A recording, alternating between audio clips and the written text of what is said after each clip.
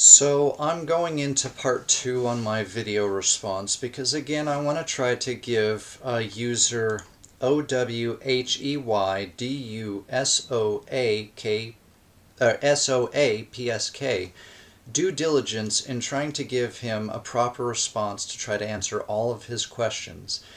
Because I think a lot of wires are getting crossed here for whatever reason, and I think a lot of information is either being glossed over or just not addressed because you don't have a way of addressing it at this point in time.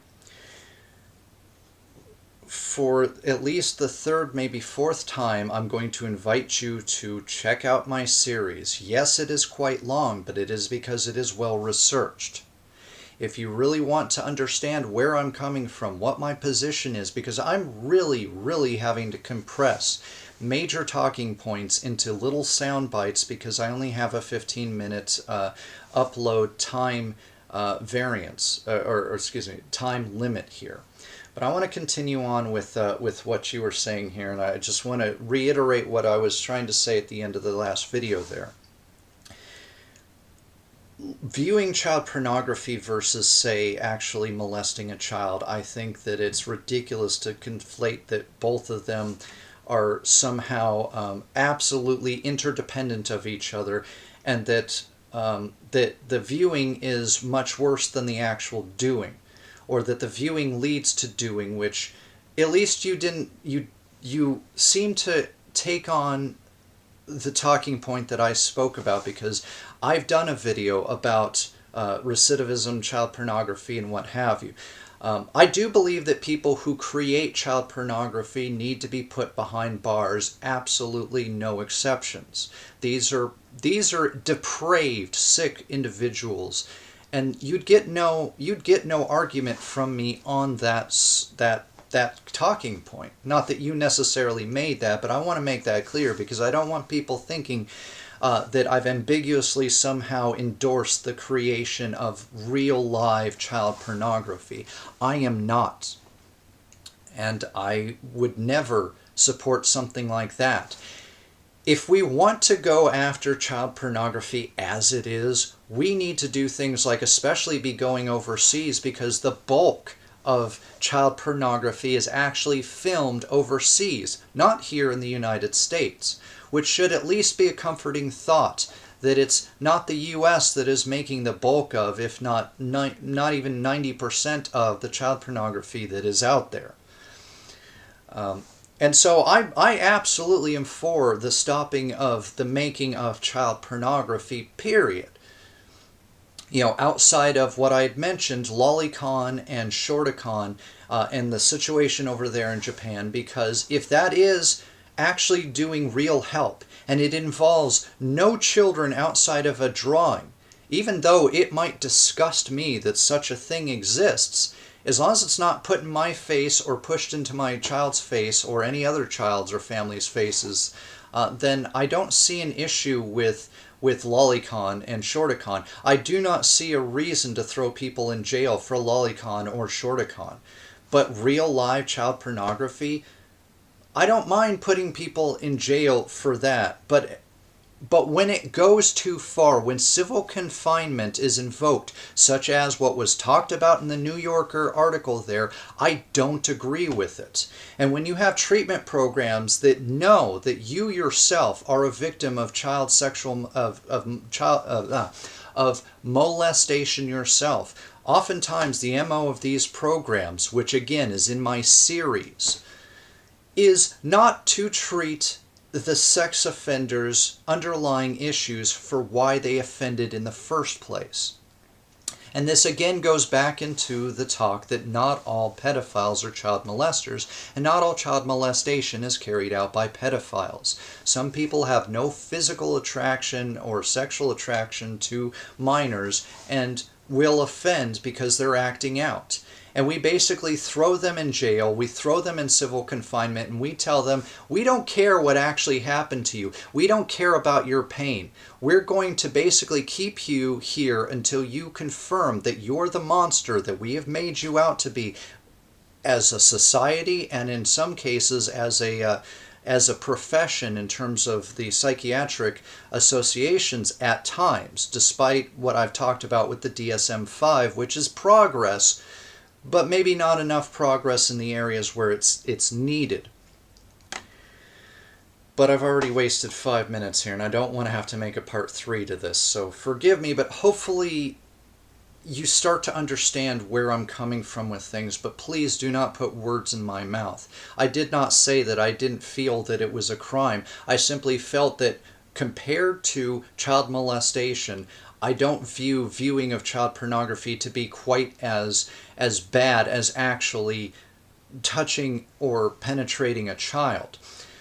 Unless, of course, they're the ones making the child pornography, then obviously that's still molestation, and that still qualifies as being on par with the crime of actual molestation, minus the camera. And my problem with you saying that this is a well-founded fear is the fact that you're glossing over the statistics that generally the victim or the family knows the person. And what we're going off of is that any man, especially a stranger, is 100% dangerous and is likely to rape our child, just like how men are in society right now, as the battle lines have been drawn, are considered likely to rape a woman, despite the fact that statistics and sexuality and morality do not allow for this.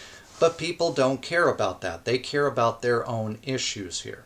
And this is what I have a problem with, because suddenly we've gone from a world of a stranger is a friend you haven't met to a stranger is somebody who is going to rape your entire family and make you watch.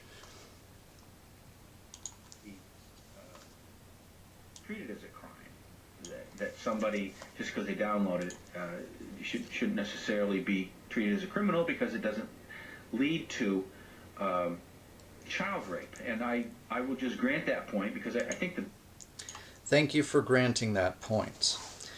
If anything, what Politico has found is that the bulk of viewing of child pornography, when it's something that's explored, when somebody is monitored, whether with their knowledge or otherwise, is that the child pornography comes more often than not after an offense has happened, not before.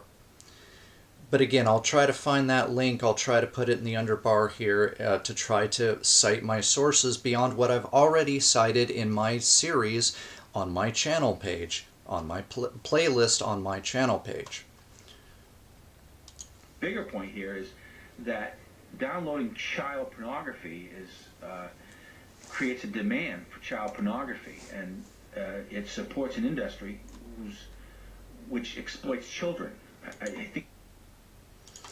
Well, I'm not going to disagree with you that child pornography industries exploit children. I do consider that exploitation, and no, I do not support exploitation of children.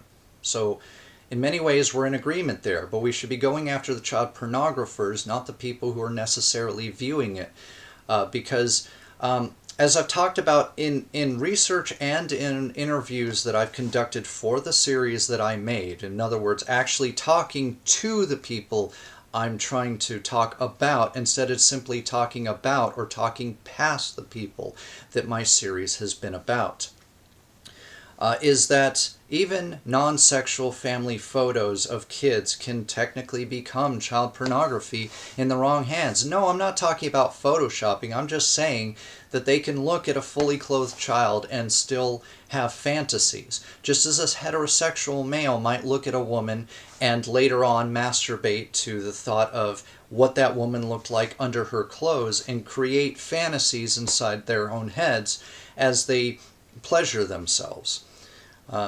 Same thing with gay people and anyone else of a sexuality. Again, just because this is a divergent sexuality does not mean that it doesn't play by the same rules, which has been the point that I've been trying to make that has not been addressed here. That's as much as any reason that child pornography is treated as it is, that you're a criminal if you download it because you're supporting the industry. You may think that's unfair, but I think that's probably as much a reason. I don't think it's unfair. I think it's unfair when it's used to prove intent, when it's used to prove future crimes, like what was discussed in the New Yorker article, which again, I will link once again down in the underbar because I think people need to read it before making comments and feeling that, okay, this is how I feel about this.